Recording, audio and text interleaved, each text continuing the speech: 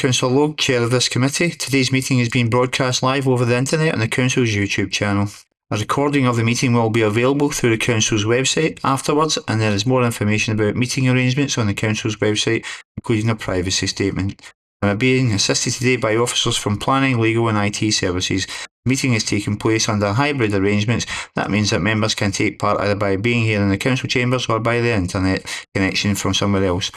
Members are asked to be polite, respectful and patient, and to remember that everything they say while the microphones are live will be broadcast and recorded. Apologies for absence. Chair, there are no apologies this morning. All members are present and in the Council chamber. Thank you. Declarations of interest? No declarations of interest. The order of business as is. Can you confirm the draft minute of the meeting of the local review body held on the Wednesday the 28th of January 2026? Agreed. And the first item on the agenda is the change of use of open space private gardening around an erection of a 1.8 metre fencing in retrospect at plots 12 and 13 land south of east of Tarbert Drive, Livingston, Livingston. Steve?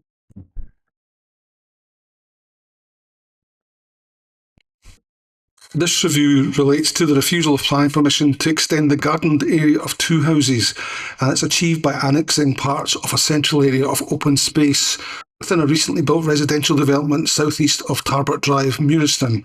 And to give effect to the change of use, a 1.8 metre high close-boarded timber fence has been erected to define and enclose the boundaries, and is also part of the application.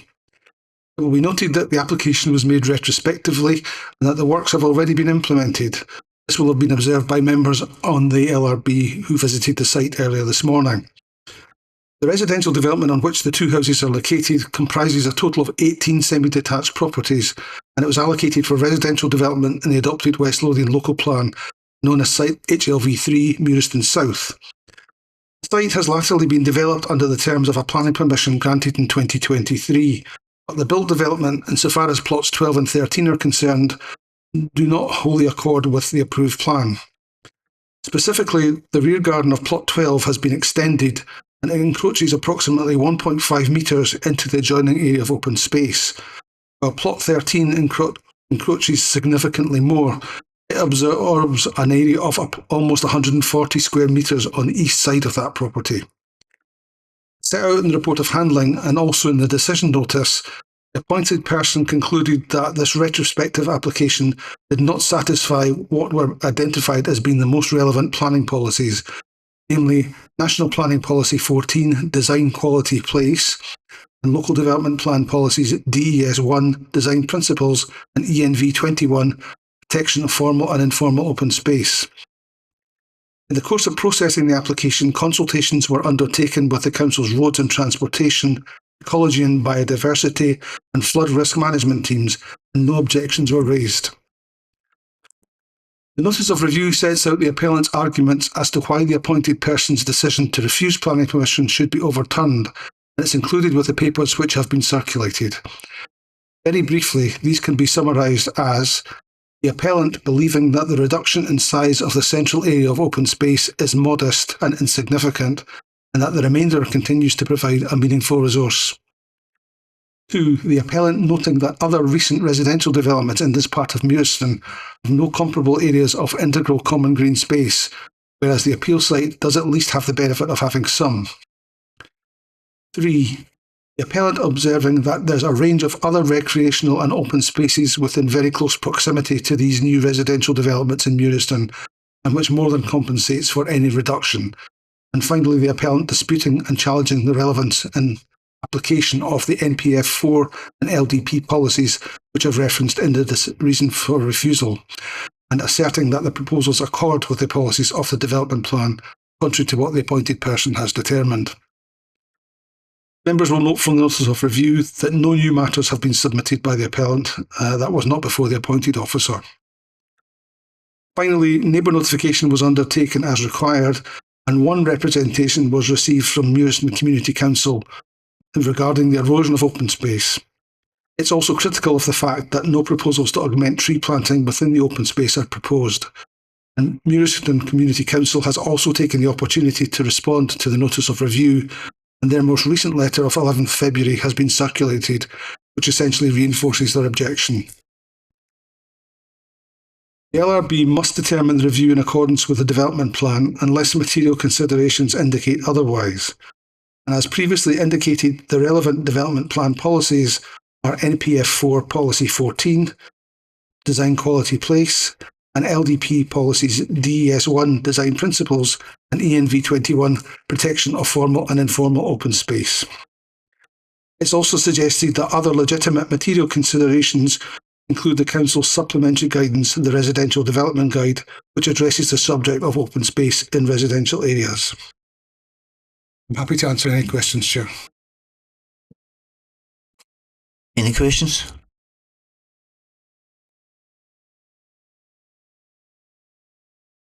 No questions? Any comments? No comments? Would anybody like to move a position?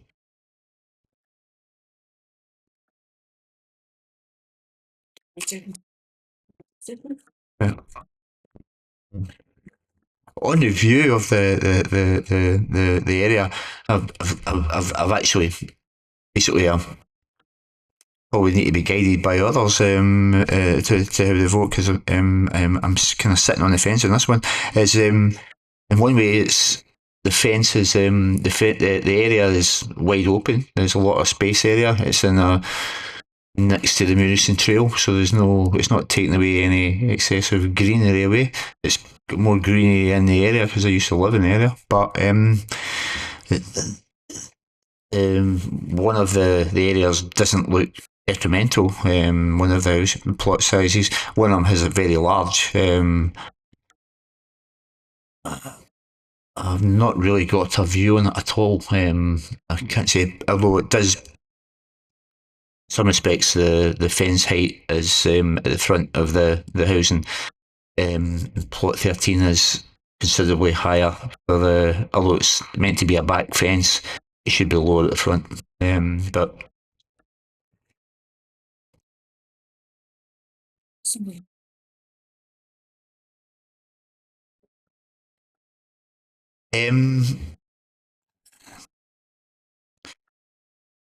I'll move the position of the appointed person. Position of the appointed person. Do you have any other? Do you have a seconder? I says I'll move the position of the appointed person. Okay.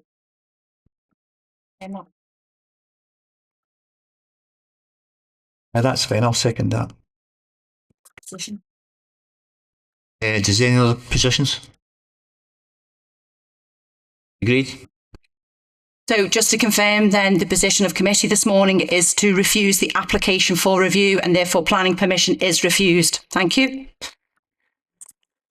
Next application is the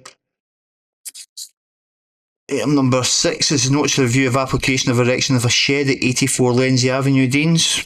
It's Matthew. Yeah. Thank you, Chair. This review relates to the refusal of retrospective planning permission for the erection of a shed at 84 Lindsay Avenue, Deans. Property is a two-storey end terrace house enclosed with a boundary fence. A driveway is located to the rear of the property. As set out in the report of handling, the shed is located at the front garden of the property. It is 0.5 metres from the shed boundary and has a 12 square metre footprint. The shed has an overall height of 3.15 metres, the overall height taking account of a level change within the garden. Appointed officer's view is the overall height and proximity to the shed boundary results in the shed appearing dominant and overbearing with a significant impact on residential amenity of nearby properties. In addition, due to its scale and elevated positioning, the shed is highly visible at this part of Lindsay Avenue. The appointed officer concludes there is a negative impact on the street scene and overall visual amenity of the area. Consequently, the appointed officer found the proposal to be contrary to LDP policy DES1 and NPF 4 policy 16, as well as the Council's House Extension and Alteration Design Guide. In response, the appellant states the following in their statement. Property has an atypical layout. Although the outbuilding is described as being in the front garden, this area does not practically function as a front garden in visual and practical terms due to not being at the principal street frontage. The outbuilding is of a modest domestic scale with a height of 2.5 metres, footprint of 12.5 square metres, and covers approximately 25% of the garden area. While the outbuilding is visible from the road, it remains subordinate in terms of height, massing, and overall presence, maintains clear separation distances from boundaries, and cannot be reasonably described as harmful to the character of the street scene. Lindsay Avenue has numerous examples of ancillary development, including large sheds, multiple outbuildings, caravans, and trailers within front or side gardens. The appellant has appended photos to their statement to illustrate this point. The outbuilding has not resulted in adverse impacts on residential amenity. There's no loss of privacy, daylight, or outlook. A neighbour statement with 16 signatures supporting the proposal is appended to the appellant's statement. Proposal complies with relevant policies, and the appellant is willing to accept conditions relating to material treatment, landscaping, or planting, and the appellant's full statement is available in the papers. One objection was received from a neighbour to the planning application. In summary, this objection raises the following material points. Shed conflicts with planning policy, notably policy Des 1 design principles due to the front garden siting being out of character with the surrounding area. The outbuilding is a habitable structure and not a shed, and the impacts on neighbouring amenity, there is impacts on neighbouring amenity through loss of daylight and drainage issues. Just for clarification, drainage issues in this case are a matter for building standards, not planning. No representations were made to the review. Local review body must determine the review in accordance with the development plan, unless material considerations indicate otherwise. The relevant development plan policies are noted on page 2, section D of the covering report. The Council's House Extension Alteration Design Guide is a material consideration. Main issues for a local review body to consider are the visual impact of the shed and its impact on residential amenity. No conditions are recommended if members are reminded to allow the review. Happy to take any questions, Chair. Any questions?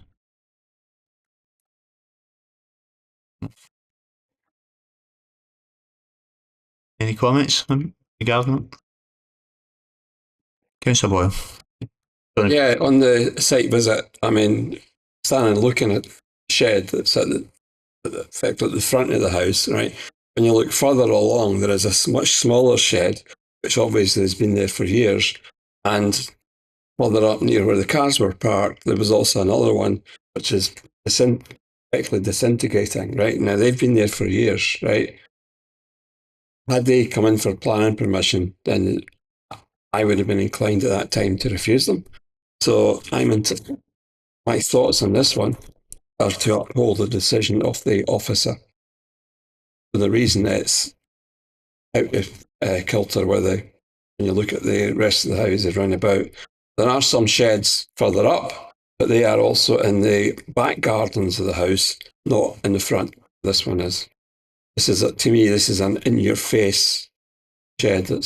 Are you moving that position? You're moving that position? I'm happy to move in that position, and that is to uphold the decision of the officer for the reasons given in the report. Do you have a seconder?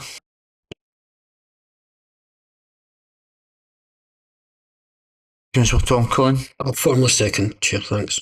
Thank you. Any other views? Alternatives?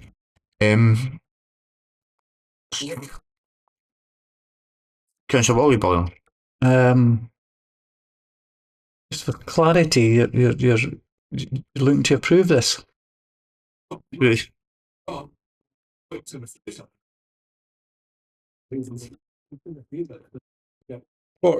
Upholding the officer's decision.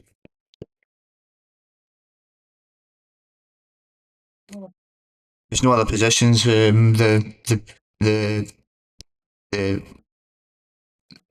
appointed person's position is upheld. So yes, just to confirm, Chair, the decision of committee is to refuse the application for review, and therefore planning permission is refused. Thank you.